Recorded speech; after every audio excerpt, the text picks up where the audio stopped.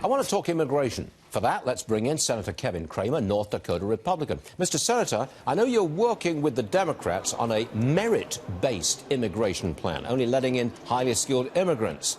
Do you have firm Democrat support for merit-based immigration?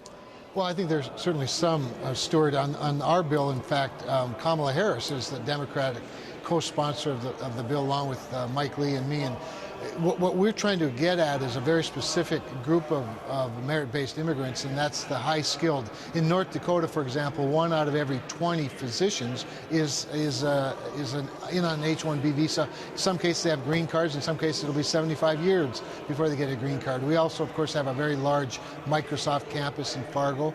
We're in high demand for the engineers and software developers that they need. So for us, it's aimed at that H-1B visa, and particularly aimed at eliminating the per-country caps for green cards. Oh, look, I love the idea, merit-based immigration. That's exactly what we want. But your bill is very narrow. It only deals with just that one aspect of immigration. Yes. Can you get that through Congress when we don't have a comprehensive immigration plan? You know, Stuart, you asked the obvious question, the important question, whether our piece becomes part of the larger bill, a more comprehensive bill, or whether our bill can, as a standalone bill, at least get the ball rolling. I'm for either one of those. Of course, you know that Jared Kushner and the president have been working on a merit-based program. Our bill, the language in our bill, is incorporated somewhat into their merit-based proposal, which does eliminate those per-country caps, but at the same time has a scoring system that still guards for diversity from smaller countries. So I think they're getting it, but again, whether it's standalone, sometimes I think, Stuart, frankly, a smaller piece of the apple, bite of the apple, might be the very thing that proves that we can get something done and that we can function and maybe get that ball rolling. Yeah, it's doable. I mean, it is doable. That's the word. Yeah, doable. That's the word. May I ask you quickly about farmers?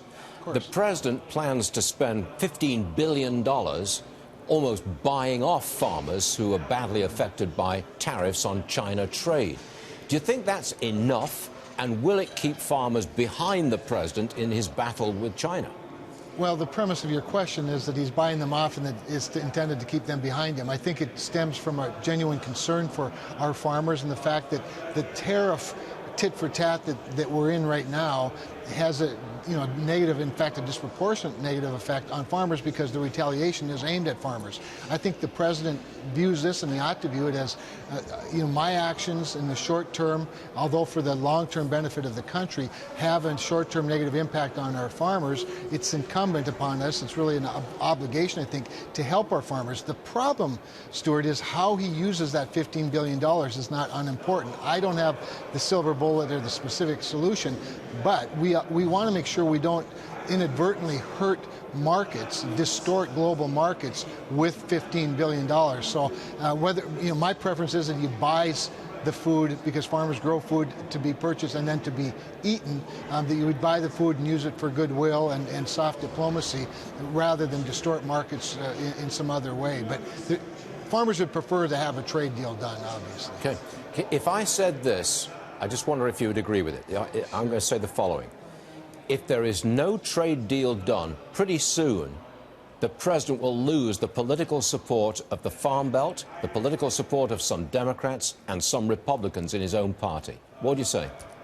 Well, that may very well be true, but God bless the president for having the long-term interests of the country in mind ahead of his own political ambitions. I think, we are at this point because presidents over the decades have been looking at their immediate political advantages rather than looking out for the long-term security of the country. So that may or may not be true, but I do believe that as long as he's going in the right direction, using the tools and really the weapons in his arsenal in this trade war, the most important thing is to win the trade war. I'm far more concerned about our farmers 10 and 20 years from now if we don't stop China from doing what they're doing in terms of intellectual property theft, technology theft, to include, by the way, agriculture, which has, of course, some pretty important technology. Senator Kevin Cramer, as always, thanks for being with us, sir. Appreciate it. My pleasure, Stuart. Thank you.